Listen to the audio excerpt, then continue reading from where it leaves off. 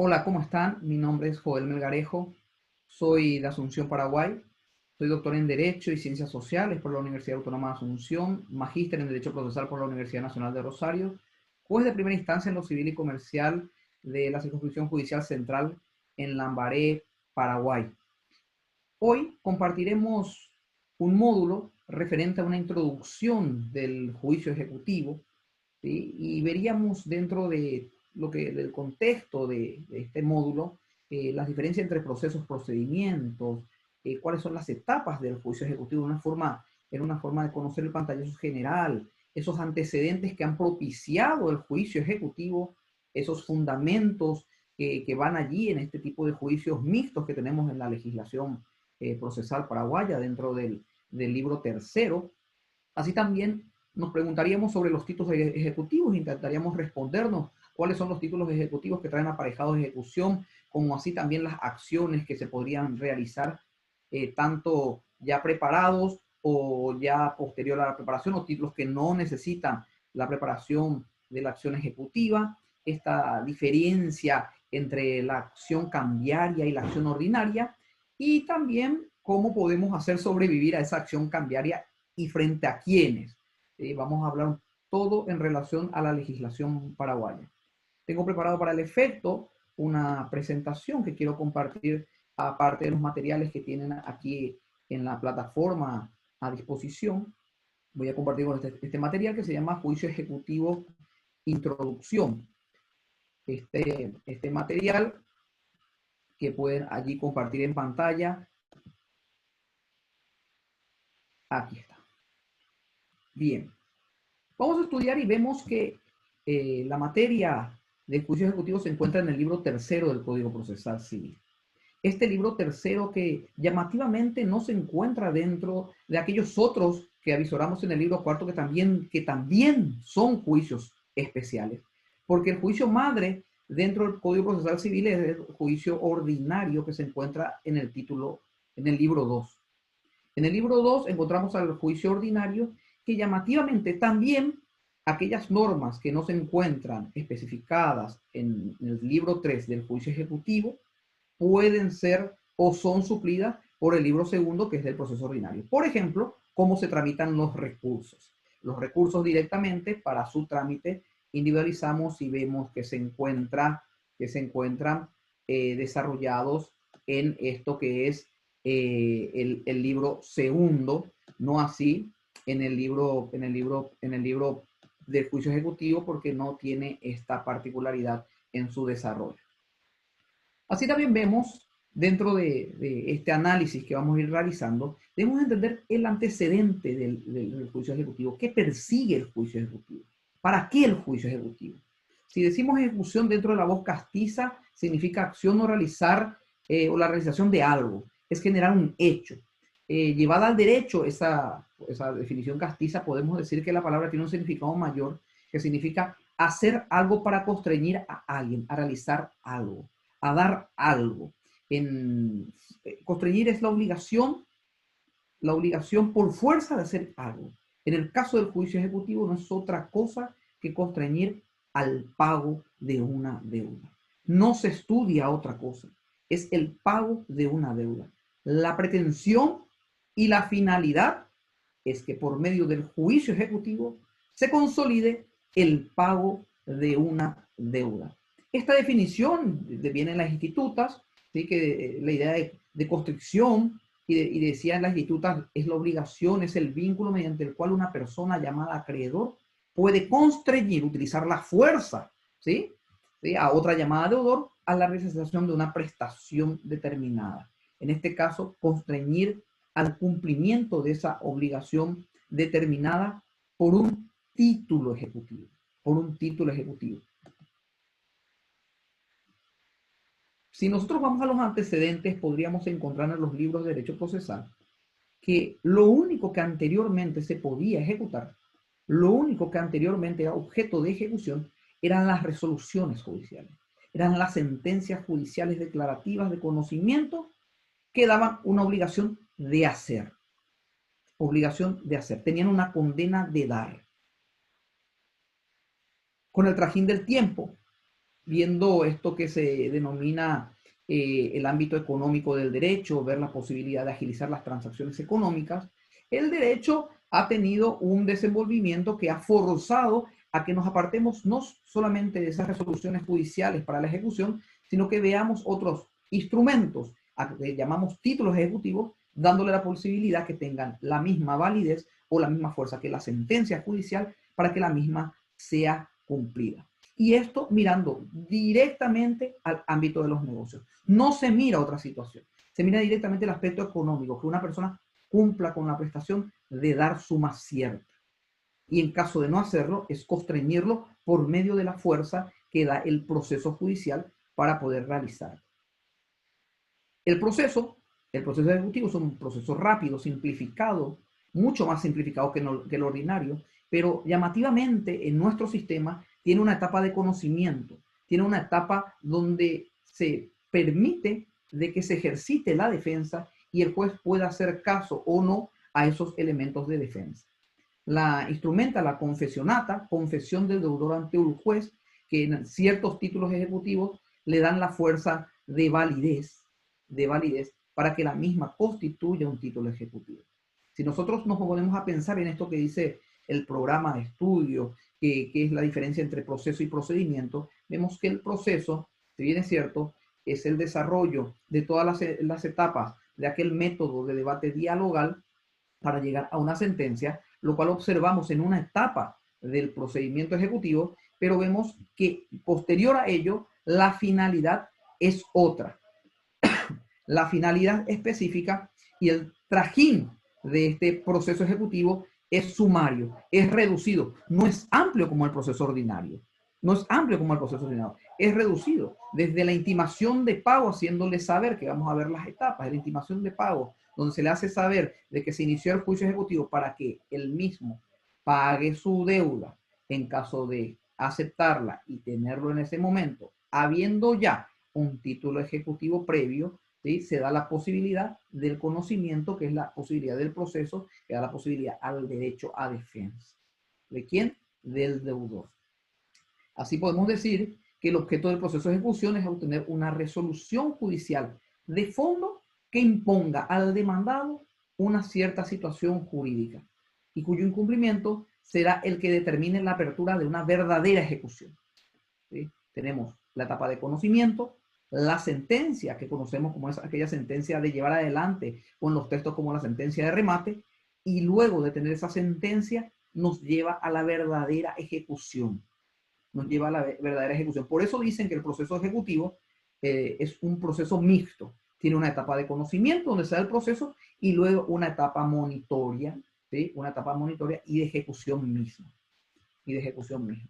Aquí compartimos con ustedes que una resolución de la Sala Constitucional de la Corte Suprema de Justicia de Paraguay, donde nos dice que el proceso ejecutivo fue creado por el legislador como un mecanismo ágil, eficaz, para obtener el cobro de un crédito que la ley presume existente. ¿Y por qué dice que presume existente?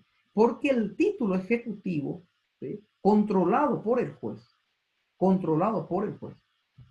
hace presumir la existencia de una deuda. Hace presumir. Por eso dice el fallo, para obtener el cobro de un crédito que la ley presume existente. Esto es sobre la base de un derecho cierto, presumiblemente cierto, que surge a partir de documentos idóneos que por la ley están dotados de ejecutividad. ¿Qué significa? La ley otorga la ejecutividad, como vamos a ir viendo en el desarrollo de esta clase, cuáles son los títulos directamente ejecutivos y cuáles son los títulos privados, que le faltan un elemento que son reconocidos previamente en la preparación de acción ejecutiva para que tengan la virtualidad, la validez y originalidad para ser considerado un título ejecutivo. De hecho, no se trata de un proceso de ejecución pura, sino que va precedido de una etapa de conocimiento limitada, que es la posibilidad de que presente defensas por medio de las excepciones enumeradas y taxativas. ¿Sí? Se trata así de conciliar la sumariedad, reducción del proceso, por las garantías de defensa, con la garantía de defensa en juicio, admitiendo las defensas que versan más bien sobre la literalidad del título. No se discute la causa de la obligación. No se discute el origen del título. No se discute si esa cuenta corresponde o no corresponde a una actividad comercial predeterminada. No se trata de eso el juicio ejecutivo. Por eso tomo esta jurisprudencia que me parece completa, reiterando, dice, se trata así de conciliar la sumariedad con la garantía de defensa en juicio, admitiendo la defensa que versa más bien sobre la literalidad del título y ajena a la relación causal que dio origen a la deuda. El diseño legal para este tipo de procesos prevé un estrecho marco cognoscitivo, que es la etapa de excepciones. No obstante, ello implica una afrenta a las garantías como la defensa en juicio ni a la igualdad procesal, siendo que la sentencia solo hace cosa formal, no hace cosa juzgada material, hace cosa juzgada formal, porque como vamos a ir viendo en el desarrollo de las clases, de estos módulos, vamos a identificar propiamente que puede ser recurrido por un medio de impugnación procesal por vía de la acción denominado juicio posterior establecido en el artículo 471 de nuestro Código Procesal Civil. Vamos a ir viendo eso, por eso detalla esta jurisprudencia en forma precisa que la sentencia, llevar adelante la sentencia de remate en el juicio ejecutivo hace cosa juzgada formal, permitiendo un amplio debate posterior mediante el proceso de conocimiento ordinario 471 que les mencionaba, donde allí sí se puede discutir la causa, el desconocimiento, la inexistencia o ilegalidad de la deuda, ilegalidad jurídica, civil, ¿sí? Entonces, la cosa juzgada formal. Se ha dicho que la restricción que la ley procesal impone dentro del juicio ejecutivo encuentra su fundamento y razón procesal en el carácter formal de la cosa juzgada en el alcanzada circunstancia concurrente a evidenciar que por este medio se vulnera la garantía de defensa del juicio según la posición en este fallo de la Corte Suprema de Justicia. Por tanto, tenemos muchos conceptos que vamos a ir desarrollando que parten de esta resolución, de que es un juicio sumario, tiene una etapa de conocimiento, no se estudia el origen de la obligación, el crédito se presume por el valor que da la ley a ese título, preparado o no preparado porque no precisaba preparación. Proceso de naturaleza declarativa, a cuyo término el juez emitirá una sentencia que terminará una relación de incerteza o constituirá un estado jurídico o condenará al demandado al cumplimiento de una prestación. Inicia el juicio ejecutivo con el título controlado, el título válido, con ese tinte necesario de originalidad que le da la preparación de acción ejecutiva, o ya traído en forma externa esa originalidad y virtualidad. El juicio se inicia dando la intimación de pago, permitiendo que la persona pueda pagar su deuda desde ese momento al oficial de justicia que va a reclamar. Asimismo, procediendo a los embargos de los bienes de este deudor, si es que lo tuviera, para posteriormente dar esta posibilidad de defensa, que es la etapa de naturaleza de conocimiento en sí, donde se pueden dar esas defensas taxativas que vamos a desarrollar una a una, cómo se presentan, cómo se plantean, esos pequeños detalles de al presentarse una excepción que indefectiblemente debe de tener esa excepción, por ejemplo, una excepción de nulidad con relación a la intimación de pago. Por supuesto, al plantearla debe de tener y llevar consigo ya el depósito del dinero, porque justamente esa nulidad que se solicita impidió que él realice el pago. Por lo cual hay ciertos requisitos en cada excepción, ¿verdad? Que ameritan estudiarlo dentro de la ley y dentro de la jurisprudencia y práctica de nuestros tribunales. Las características de este proceso ejecutivo son las siguientes. Es un proceso, como vemos, un proceso de conocimiento, que es esta etapa que estamos hablando, es especial, ¿sí? Es especial y, como decía al comienzo, llamativamente se encuentra dentro del libro tercero y no así dentro del libro cuarto, que establecen los juicios especiales, ¿sí? Siendo que es un juicio especial. ¿Y por qué es un juicio especial? Porque no es juicio ordinario, ¿sí? Él mismo tiene un libro específico. Podría ser la respuesta porque dentro de los juicios ejecutivos, ¿sí? El juicio ejecutivo que estamos dando, el libro tercero reglado, es el ordinario de los juicios de ejecución de sentencia, de ejecución hipotecaria, de ejecución prendaria, ¿sí? El ordinario de los juicios de ejecución es establecido en el libro tercero y podría ser esta la situación o característica por la cual tiene un libro determinado y no se encuentra dentro de los juicios especiales, siendo que es un juicio especial. Es sumario, corto, abreviado, esa es la intención de la norma. Otra cosa es la práctica, y vamos a ir viendo en el transcurrir cuáles son los defectos o problemas que da la práctica. Requisito indispensable y característica es el análisis del título obligatorio para la admisión de la ejecución. El 450 del Código Procesal Civil, vamos a analizarlo detenidamente, nos demuestra de que el juez debe analizar el título antes de dar inicio a la acción ejecutiva.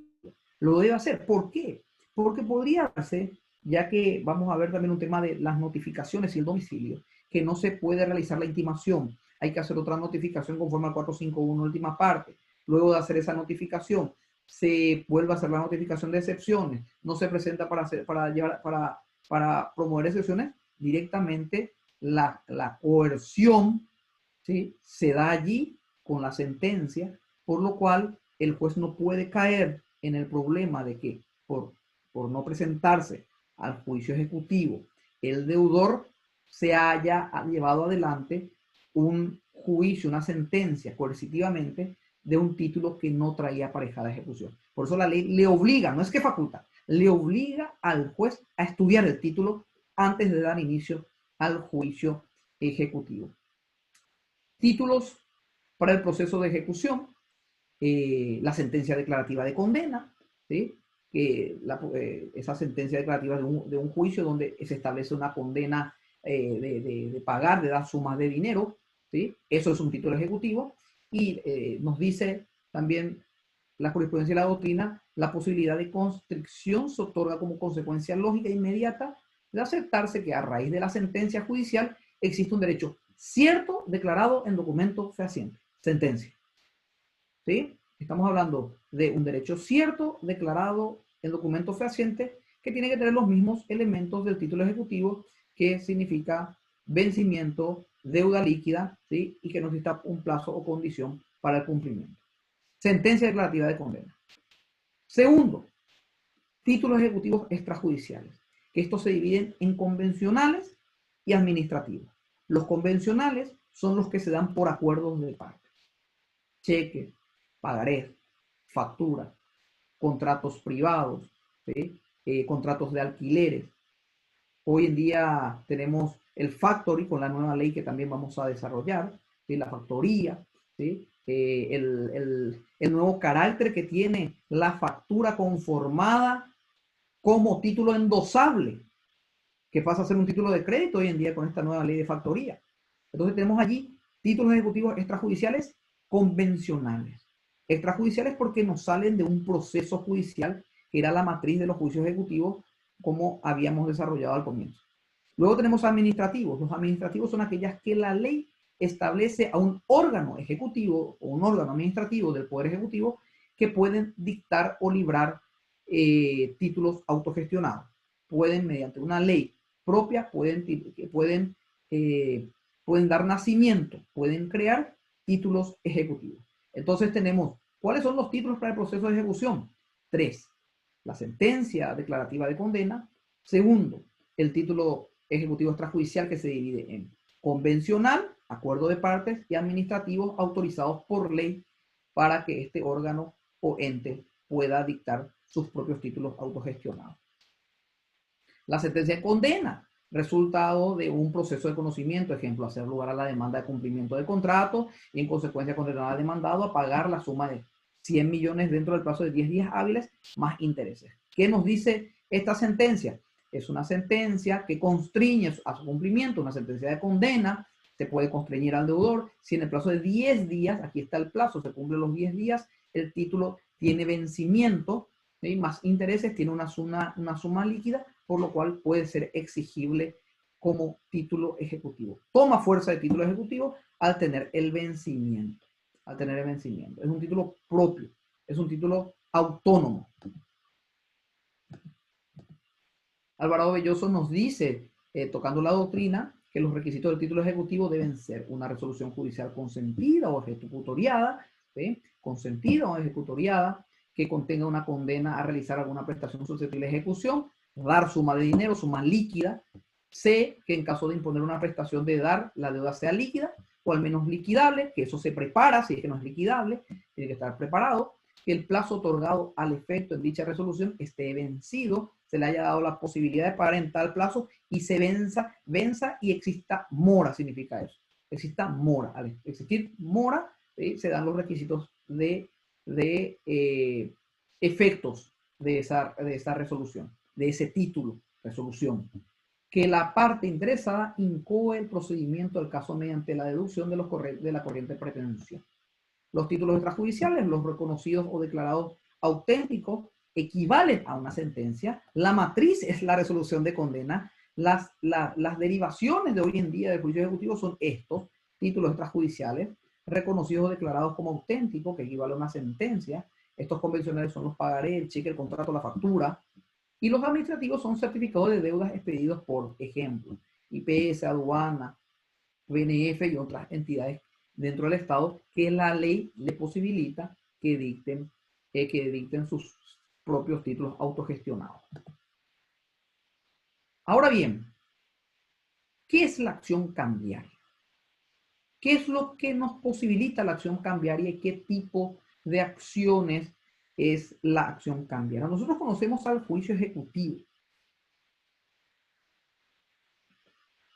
Conocemos al juicio ejecutivo. La acción cambiaria se divide en dos tipos de acciones cambiarias: la acción cambiaria directa o de regreso. Y allí les insto a que tomen su código en el artículo 1345 para ir determinando, para ir hablando sobre la norma e ir entrando en tema para entender de qué estamos hablando. Y dice así: la letra de cambio puede ser girada a la vista, a cierto tiempo de vista, a cierto tiempo de fecha o a un día fijo. Las letras de cambio giradas a otros vencimientos por los indicados por los vencimientos sucesivos son nulos, hablando de los vencimientos. Y el 1345 nos dice, justamente en la sección 2 de los recursos de la falta de aceptación y pago de los protestos y del recambio, la acción cambiaria es directa o de regreso. Existen dos vías de acción cambiaria, nos dice la ley. Una, la acción cambiaria directa, y la otra es la de regreso. Directa contra el aceptante y sus avalistas, el de regreso contra otro obligado. Y leo el 1329 y explico. El 1329 por su parte, nos dice: por la aceptación, el girado se obliga a pagar la letra de cambio a su vencimiento. A falta de pago, el portador, aunque fuere el librador, tiene contra el aceptante una acción directa que resulte de la letra de cambio para reclamar el importe de la letra con el interés y los gastos. La acción cambiaria es aquel juicio que aquel título válido puede traer aparejada ejecución contra el librador, el aceptante o el aval. En el cheque, a quien se le dirige la acción cambiaria es al librador del cheque. Aquella persona que firma el cheque es el librador del cheque. Y esta persona es la que es responsable en la acción cambiaria directa. En la acción cambiaria directa. Cuando uno demanda a la persona que firmó el cheque, es una acción cambiaria directa. Ejemplo: se presenta un cheque en el banco dentro de los 30 días, plazo de caducidad que establece la ley para que el título ejecutivo tenga fuerza contra los endosantes. Se presenta el cheque al banco girado para el cobro. El banco pone el sello. Al poner el sello, ese sello equivale en nuestra legislación al protesto e identifica cuáles son los motivos por los cuales se rechaza ese pago. Si el rechazo es por deficiencia de firma, obligatoriamente ese título, para tener virtualidad, originalidad, ese requisito, porque tiene suma cierta, es un título entre los que podría traer aparejada de ejecución, pero le falta un elemento. Porque el protesto dice deficiencia de firma, se tiene que hacer la preparación de acción ejecutiva contra el librador para poder completar el título y que tenga virtualidad jurídica para la ejecución. Otro caso. Pero al iniciar ese juicio contra el librador luego de la preparación, si es que la preparación nos da como resultado de que es su firma por los distintos métodos que vamos a ver en las siguientes clases, entonces esa acción ejecutiva es acción cambiaria directa, es contra el librador. La acción cambiaria de regreso se da contra el librador o los endosantes en forma conjunta o individual. Pero eso se llama acción cambiaria de regreso, cuando uno va contra los endosantes. Ahora, ¿qué ocurre de vuelta al ejemplo? Se presenta el título ante el banco dentro de los 30 días. Y dice de que él no tiene fondos. Por lo cual, ¿es un título ejecutivo? Sí, completa el protesto, título ejecutivo, pero es título ejecutivo contra el librador, no contra el endosante. Ni primero, ni segundo, ni tercer endosante, si hubiere varios endosantes. Por lo cual, se necesita y se precisa de que se vayan antes de la ejecución, si quieren hacer la acción cambiaria de regreso, o sea, contra los endosantes y contra el librador, a hacer la preparación de acción ejecutiva. Claro, porque el protesto solamente es válido contra el librador, porque el librador es el que tiene la firma en esa entidad bancaria, no así los endosantes. Por lo cual los endosantes deben ir por la preparación de acción ejecutiva y al tener completado, validado el título dentro de esa acción, puede llevarse adelante el juicio ejecutivo como acción cambiaria de regreso ante todos los endosantes, incluido el librado. Es importante aquí señalar de que ese protesto que exige la ley, que es dentro de los 30 días posteriores al vencimiento, ese protesto que nos dice la ley de banco nos establece, ese protesto tiene una consecuencia para la acción de regreso, no así para la acción cambiaria directa. ¿Por qué? Porque supongamos de que con relación directa al juicio ejecutivo, supongamos de que se presenta el cheque para cobrarse en ventanilla y se presenta después de los 30 días de vencido el título, de vencido para la verificación del título ejecutivo por parte del banco, del cobro efectivo, porque le da el banco un día, 30 días desde el vencimiento para poder ser presentado en ventanilla para el cobro. Y uno presenta para el cobro y no tiene dinero, o sale uno de los requisitos, cuenta cancelada, orden de no pago, la que sea allí, y le sellan y le ponen que fuera de los 30 días fue presentado porque tiene ahí la fecha. Presentado fuera de los 30 días, impide por vía ejecutiva que se realice la acción cambiaria de regreso. Se quedan liberados los endosantes. Solamente posibilita que se inicie el juicio en relación al librador como acción cambiaria directa. Es importante entender esta situación jurídica que nos dan en 1345, en 1329 y siguiente.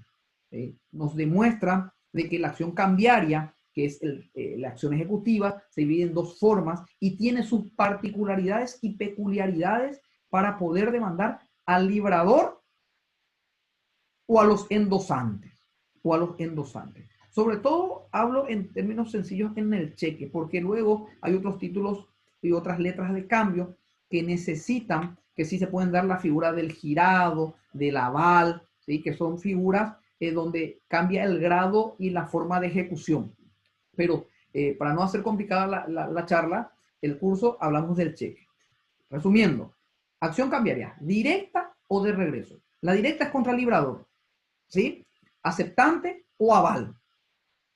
La de regreso, contra todos, incluyendo los endosantes. Para que los endosantes no estén liberados, el sello del protesto debe haberse realizado en el banco, que es el pedido de cobro y rechazo del cobro por parte del banco dentro de esos 30 días que nos dice la ley del Banco Central. Ahora bien, si es que tenemos el sello, el protesto, eso vale para el librador, y con relación a los endosantes hay que hacer la preparación ejecutiva. Hay que hacer la preparación de acción ejecutiva. Bien, elemento de solidaridad. El 510 de nuestro Código Civil nos dice, en respecto a la solidaridad, nos dice lo siguiente. La solidaridad no se presume, debe estar expresa en la ley y para todos los actos jurídicos resultar de términos inequívocos.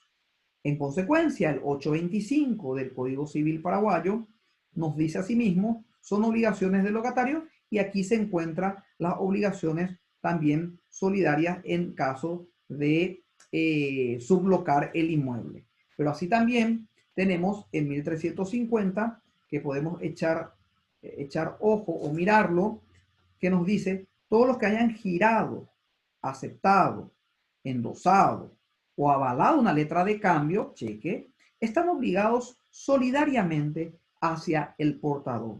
El portador tiene el derecho de accionar contra todos ellos, individual o colectivamente, sin que deba observar el orden en que se hayan obligado. El mismo derecho pertenece a todo signatario de una letra de cambio que ha reembolsado su importe.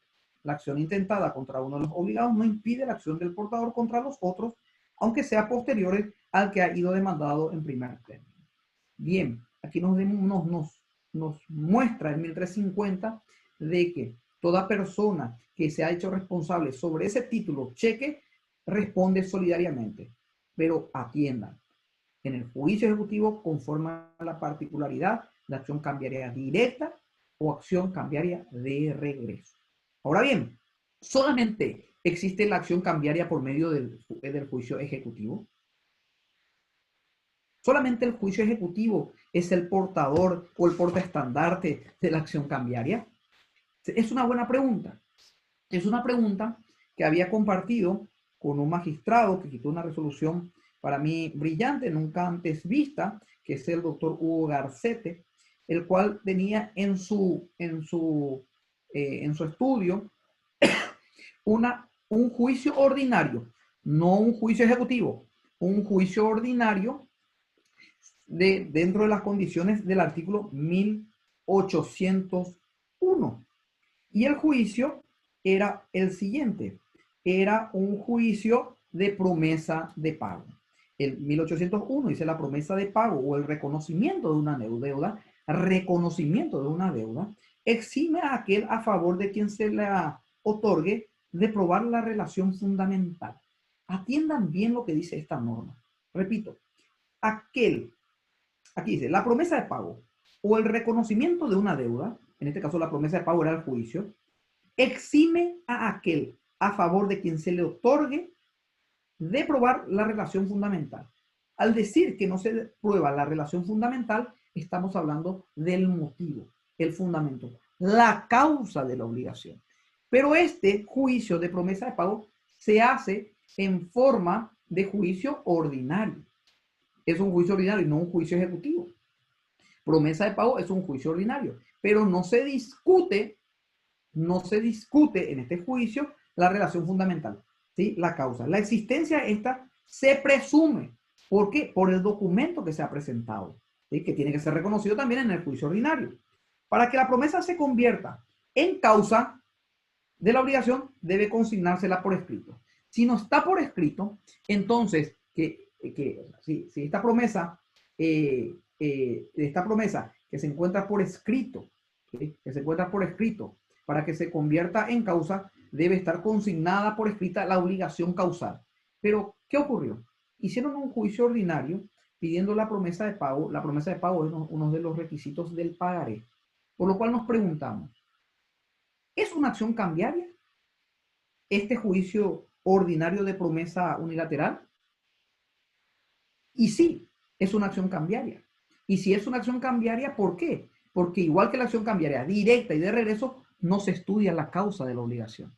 En el 1801, que es una acción cambiaria, pero no ejecutiva, sino ordinaria, tampoco se busca la causa de la obligación. Y cambia todo. ¿Y por qué cambia todo? Y cambia todo porque en lo que es promesa de pago, siendo una acción cambiaria ordinaria, no ejecutiva, sino ordinaria, no permite que se estudie la causa de la obligación y el plazo de prescripción no es de 10 años en el documento, sino de 4 años. Y el doctor Garcete, en este fallo, lleva el número 1558 del 1 de junio del año 2020, de este año, nos dice, como puede notarse, la acción promovida, por más que haya sido a través de la vía ordinaria, proviene netamente de instrumentos endosables.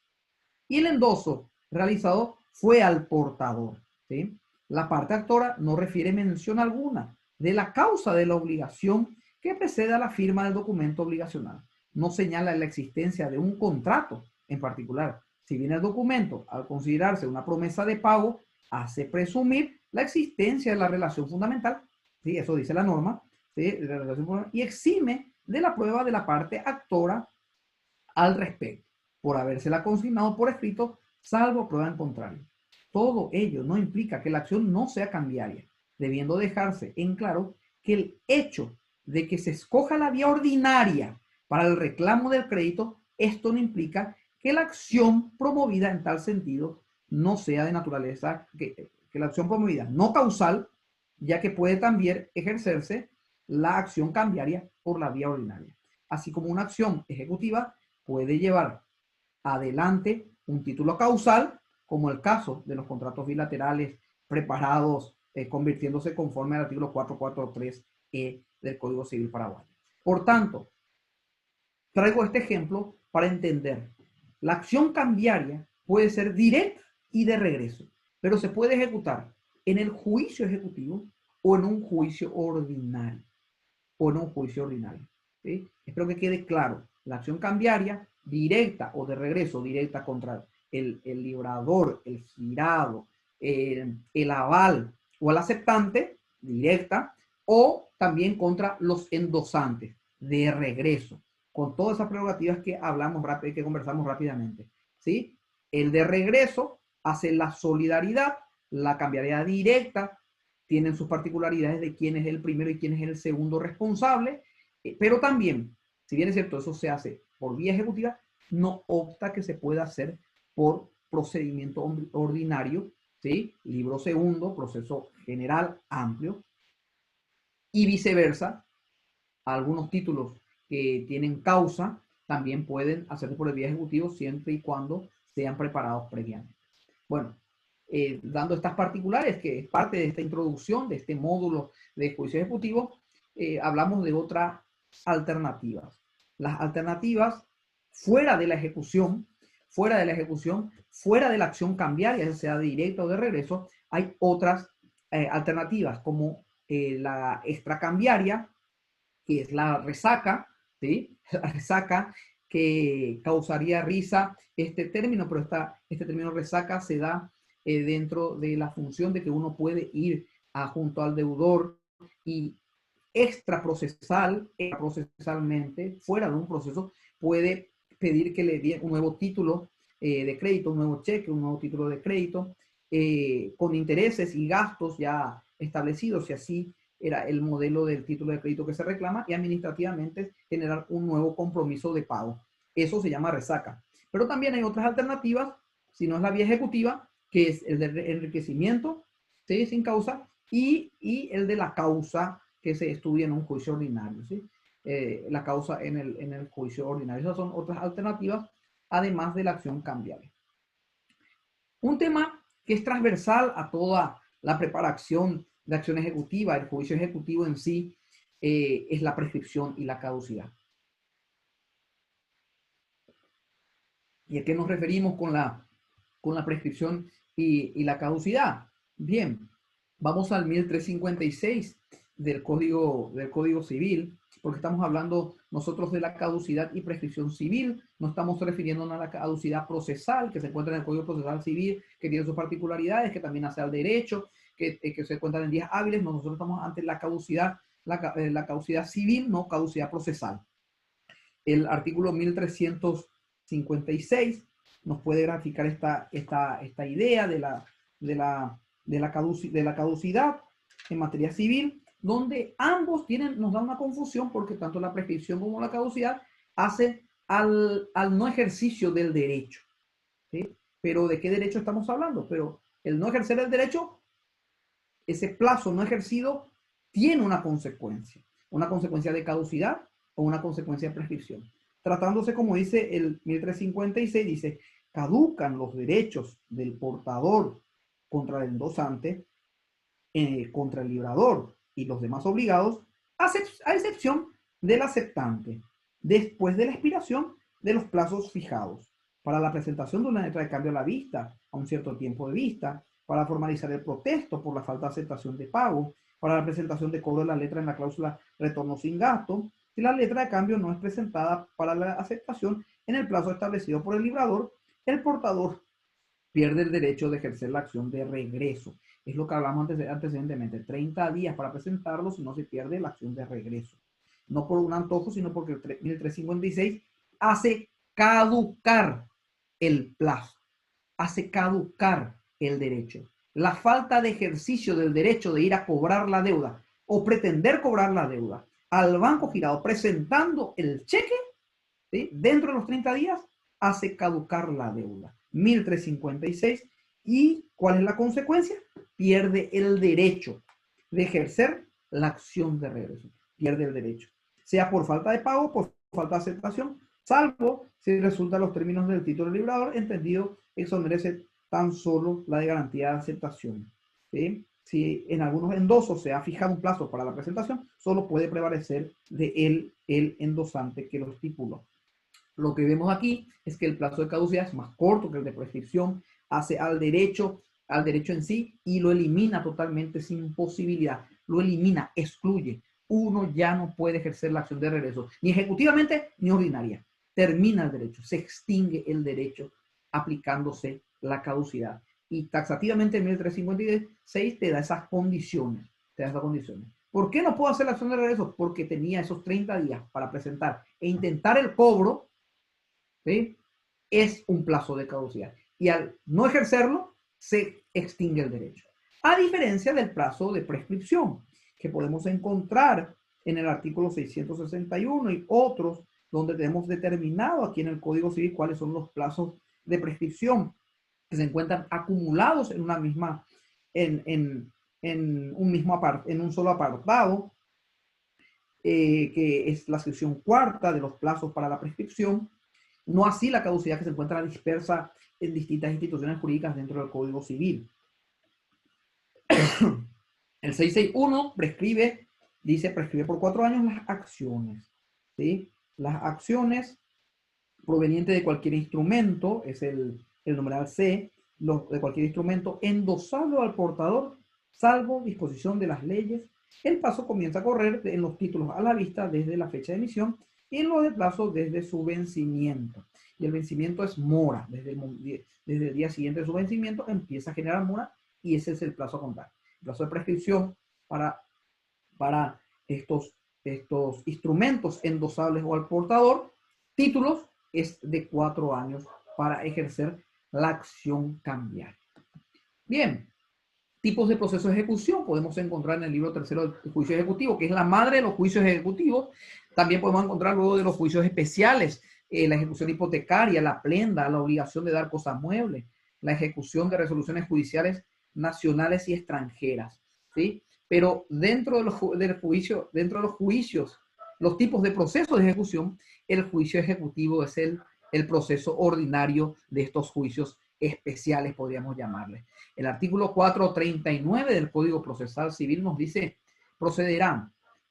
podrá procederse ejecutivamente siempre que en virtud de un título que traiga aparejada ejecución, se demande por obligación exigible de dar cantidad líquida en dinero. Vemos de vuelta, como decíamos al principio, el 429 habla de que debe ser un instrumento dentro de los considerados títulos, tiene que traer aparejada ejecución y para ello debe ser exigible, debe estar vencido, debe ser una cantidad líquida de dinero. Títulos que traen problemas para poder iniciar el juicio ejecutivo. Un pagaré que no tenga los requisitos de 1535, ¿sí? El 1535 del Código Civil dice: el pagaré a la orden debe enunciar. Y te dan aquí los 7 requisitos que tiene que tener el pagaré para que el mismo sea posible de ejecutar. Hay una resolución que vamos a compartir que ha dictado la sexta sala hace un par de años, donde decía que no era ejecutivo porque no contaba con uno de estos elementos. Ese pagaré tiene que tener todos los elementos, sin exclusión de ninguno, deben tener todos esos elementos. Ah, no, pero completó el acreedor con su puño y letra, eso no estaba. No se discute si completó o no completó. No se discute. ¿Sí? No se va a discutir eso, puede completarlo. Ah, completó bien, completó mal, mintió. Eso es un juicio de discusión causal ordinario. En el juicio ejecutivo deben estar todos los requisitos del 1535, tal como lo cita la resolución de la sexta sala, que vamos a compartir aquí como material para todos los que nos siguen en el mundo. Cheque sin protesto o con protesto, la diferencia de firma. Bien, recalco el ejemplo, si un cheque no tiene protesto, solamente es para acción directa, no así para poder hacer una acción cambiaria de regreso. Con protesto, bien, el protesto hace al título directamente ejecutivo, con excepción que el protesto determine o incorpore y sea la causa del rechazo del pago la deficiencia de firma. Si en el protesto se encuentra la deficiencia de firma del librador, se tiene que hacer la preparación de acción ejecutiva en relación a la firma, porque ese título no va a traer aparejado de ejecución porque justamente tiene esta observación. Las tarjetas de crédito. Bien, vamos a ver en el transcurso de los módulos cuál es la forma de preparar las tarjetas de crédito, con cómo se cobran las tarjetas de crédito, esos certificados de deuda que dicen que tanto tiempo uno tiene que protestar sobre la liquidación que le hace el banco, pero hay jurisprudencia que exigen los talones para que se reconozcan las firmas, para que ese instrumento tenga validez como título ejecutivo. Están los títulos autogenerados, que son los títulos autogenerados de las instituciones. Hay bastante jurisprudencia donde a algunas instituciones como el IPS le piden varios documentos que demuestren ese sumario previo para que el título autogenerado tenga virtualidad. Factura conformada, tenemos el problema con la factura conformada en el momento de que el autorizado confirma por la persona jurídica, sociedad, no siempre es la persona que recibe las mercaderías, que recibe la prestación dada, ¿sí? Que recibe la factura. Es un funcionario que no se encuentra en los estatutos y no tiene poder para representar a estas personas jurídicas. Entonces, ¿cómo se reconoce, cómo se lleva a factura conformada esta factura? Más aún hoy con la ley de factoría, donde se encuentran las facturas que tienen posibilidad de endoso y llegan a entrar directamente como letra de cambio, introducirse en nuestro Código Civil como letra de cambio, posibilitándose el endoso por esa ley especial que vamos a analizar. Y bien, con relación a la factura conformada, para señalar más o menos un poquitito, tenemos que tener en cuenta que el 444 del Código Procesal Civil, si bien es cierto, nos dice allí que se deben reconocer los documentos, también nos dice el 444 que nos da un juicio preparatorio de la preparación de acción ejecutiva. ¿Cómo? Sí, un juicio preparatorio de la acción ejecutiva, porque dice, el deudor será citado para el acto de reconocimiento del documento. Eso es el documento, pagaré, el documento también si es el gerente o la persona encargada de la persona jurídica para reconocer la factura, firma, sin problema. Pero ¿qué pasa cuando él no es la persona que tiene un poder legal? ¿Verdad? Una autorización estatutaria. O para la confesión, sigue la norma, o para la confesión de los hechos preparatorios de la vía ejecutiva. ¿Sí? Entonces, confesión de los hechos preparatorios de la vía ejecutiva. Hechos preparatorios de la vía ejecutiva. Se va a llamar a la gente, a la persona encargada, a la persona jurídica, preguntando luego del reconocimiento de esa factura por ese funcionario que fue llamado, ¿este es su funcionario? Sí, es su funcionario. O va a haber informe para demostrar que él es un funcionario que cumple tal función en la empresa, para demostrar que esa persona que acepta la firma en esa factura es responsable y se puede preparar esa factura para que sea un título ejecutable, ¿sí? Entonces la ley da esa posibilidad, no solamente el reconocimiento de firma que en la práctica el 95% de los casos conocemos, sino que también se pueden preparar los hechos para la preparación de acción ejecutiva, conforme al 444. ¿Y cómo lo hacemos? Y como no es práctico, como no tenemos una reglamentación, hay que echarle mano a la imaginación. Pedir informes para demostrar que esta persona trabaja para esta empresa, ¿sí? Llamarlo al directivo para que venga a decir si esa persona trabaja para la empresa, pero esa persona ya tuvo que haber reconocido la firma en esa factura para poder llevar adelante y tenerlo como título ejecutivo y llevar adelante la ejecución. Pero esto vamos a desarrollarlo puntualmente en la clase de preparación de acción ejecutiva. Bien, presupuestos del juicio ejecutivo, competencia del juez. Nos preguntamos dónde se presenta el juicio ejecutivo, ¿sí? ¿Dónde se presenta el juicio ejecutivo? Y depende de los casos, del domicilio real. En tema de cheques es el banco girado. Vamos a determinar cuáles son las normas que rigen para el banco girado como domicilio de cumplimiento de la obligación, en qué casos da realmente es el domicilio real de la persona. Carga que lleva el acto demandado. demandante, el acreedor es el que tiene la carga de denunciar correctamente el domicilio. Por supuesto, la capacidad de las partes que tienen que tener una capacidad no solamente legal, sino una capacidad procesal, porque estamos hablando que tienen que iniciar el juicio dentro del proceso. Requisitos formales que exige el 215 para el juicio ejecutivo, la identificación de quién se demanda, el domicilio del girado, el domicilio del demandado, el domicilio establecido para el cumplimiento de la obligación. Vamos a desarrollar punto por punto. Es importante como presupuesto del juicio ejecutivo la legitimación, porque la legitimación es uno de los elementos que se discute dentro de la inhabilidad de título. No solamente como la falsedad de la firma, sino también se puede cuestionar la legitimación activa o pasiva.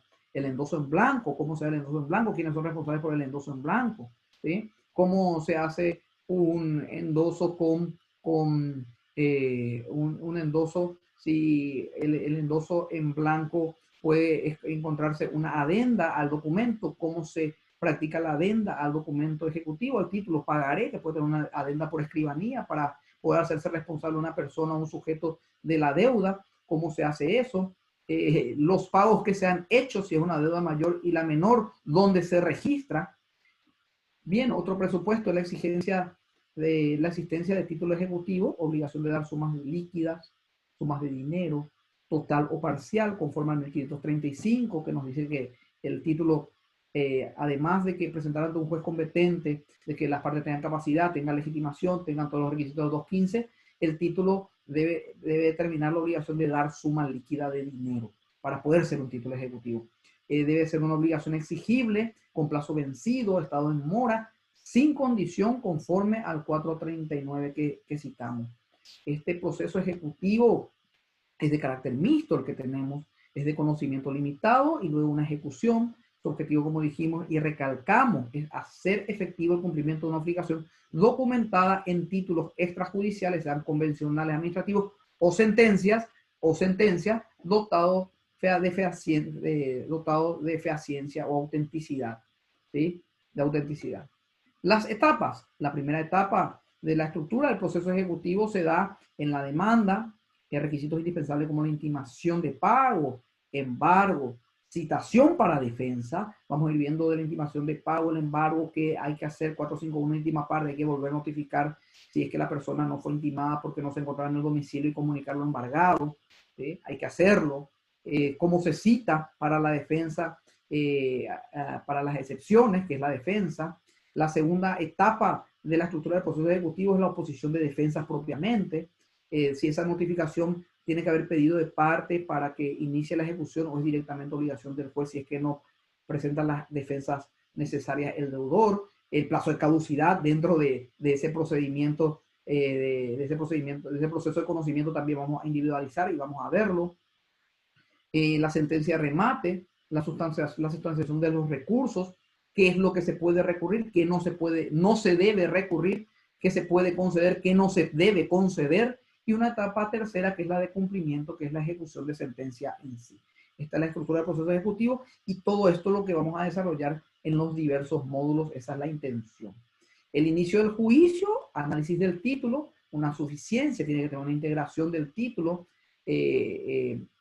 conforme al 450, una intimación de pago, el 451, ojo con la última parte, en el caso de que el deudor no esté en el momento que se intentó intimarle de pago y se embargó y no estuvo en la casa.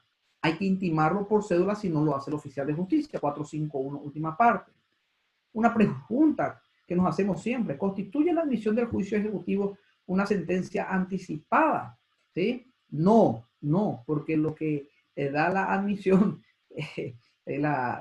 constituye la admisión del juicio ejecutivo una sentencia anticipada y la verdad que no, ¿sí? Y vamos a responder esta pregunta diciendo que el juicio ejecutivo tiene estas etapas de conocimiento, ¿sí? Y el admitir el título es lo que hacemos cuando admitimos el juicio ejecutivo. Decimos, este título es ejecutivo.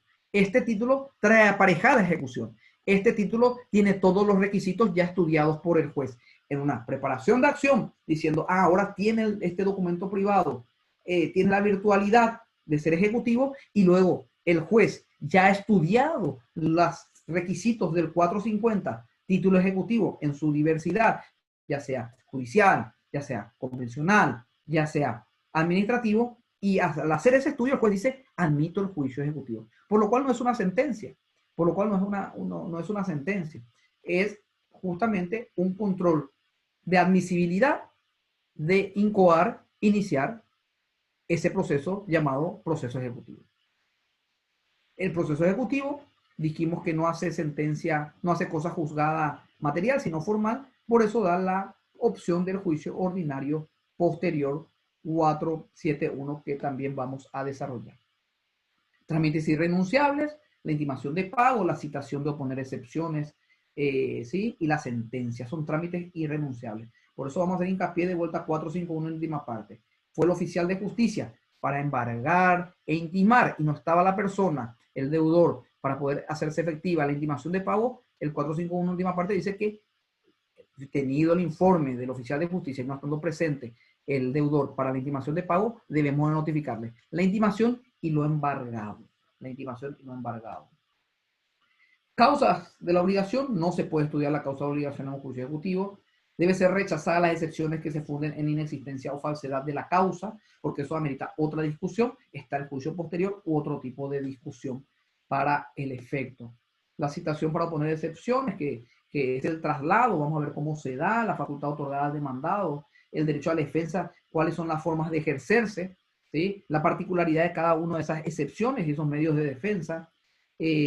Allí se convierte esa controversia del proceso, hace que esto sea un procedimiento de conocimiento. La inversión de la carga de la prueba aquí se avisora porque no es el que demanda el que debe de demostrar, sino aquel que está excepcionando, aquel que excepciona es el que debe llegar a probar, y vamos a ver los casos de inversión de la carga probatoria y las particularidades de cada excepción. Cómo se notifica al domicilio real, cuándo, ¿sí? Al domicilio especial y al domicilio procesal, que son interrogantes que siempre nos llegamos a hacer. ¿Desde cuándo es el domicilio procesal? Se presentó a pedir copia a constituirse en el juicio luego de la intimación. Entonces la excepción es notificada en el domicilio procesal. Pero disculpe, ¿eso no equivale a una defensa? Sí, es el único medio de defensa. Entonces el 133, analógicamente, del Código Procesal Civil, libro segundo, parte ordinaria, nos establece dentro de esa generalidad de que se debe notificar por cédula en el domicilio real.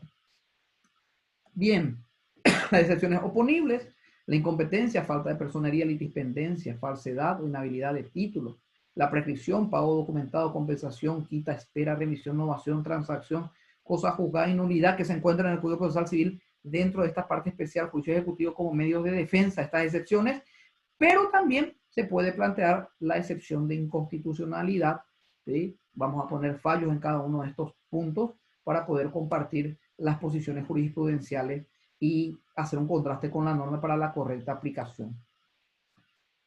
La admisión y trámite, vamos a hablar en enumeración taxativa, como la que tiene que tener la sentencia dentro del artículo 159 del Código Procesal Civil, y vamos a observar sentencias de cómo van saliendo sentencias formularias del llevar adelante. Las más trabajadas son las que tuvieron excepciones. 159 en la sentencia dice que los fundamentos deben ser claros y concretos. Las pruebas deben de un traslado previo y deben ser valoradas para aquella sentencia que es de llevar adelante, que parecería, en caso de no tener excepciones, en la práctica una resolución formularia nada más. Esta sentencia de remate tiene que tener una resolución sobre las excepciones si se plantearon. Generalmente uno pone llevar adelante, o se debe, y debe estar en el mismo instrumento de la sentencia, debe de estudiarse las excepciones si se promovieron. Tiene que ser rechazar las excepciones y llevar adelante la ejecución. Debe salir de esa manera. No pueden salir en cuerpos distintos, pero allí también hay una discusión en relación al defecto legal, y vamos a analizarlo, porque el defecto legal puede ser corregido porque se utiliza supletoriamente la excepción de defecto legal que está en el juicio ordinario, el cual establece un plazo para corregir, por lo cual no podría salir con la sentencia en forma lógica. Entonces sería lo único que estaría excluido en una resolución independiente y no con la sentencia, pero todas las demás excepciones deben ser resueltas con esa sentencia. Vamos a establecer, es apelable, pero solamente es apelable cuando se opone excepciones. Vamos a ver los casos en que no se pueden plantear recursos, porque justamente tiene esta finalidad sumaria este proceso ejecutivo. Vamos a tratar la sentencia de remate sin bienes, su justificación, qué se hace, cuáles son las soluciones que da la ley. Vamos a desarrollar el juicio posterior, si es un plazo de caducidad de los 60 días que establece el 471, qué es lo que se revisa, qué es la caución que se debe dar, qué es lo que anula, cómo funciona eso, en cuánto tiempo, para poder evitar y romper esa cosa, para evitar la cosa juzgada material con el juicio posterior y romper la cosa juzgada formal. Bien, para ir terminando esta primera conversación y acercamiento sobre este tema del juicio ejecutivo, donde vamos a tener seguramente varias interrogantes, y de eso se trata, de poder desarrollar y responder a esas interrogantes desde la norma, la experiencia y la jurisprudencia. Vamos a continuar el siguiente módulo sobre la preparación de acción ejecutiva, que es el término correcto, preparación de acción ejecutiva, preguntándonos por qué es necesario preparar la acción ejecutiva. Ese va a ser el primer tema que abordemos en el siguiente módulo, con el fin de que aquel título tenga autenticidad, lo obtenga, pues de esta manera damos una introducción general con algunos temas que causen interés, que demuestren de que el juicio ejecutivo que aplicamos algunas veces no es tan fácil, pero que tenemos momentos de conocimiento, un momento de debate, un momento ya previo monitorio, y también tenemos un proceso de ejecución propiamente dicha. Dentro de estas consideraciones, yo me despido dándole las gracias por compartir y hasta el siguiente módulo. Muchas gracias.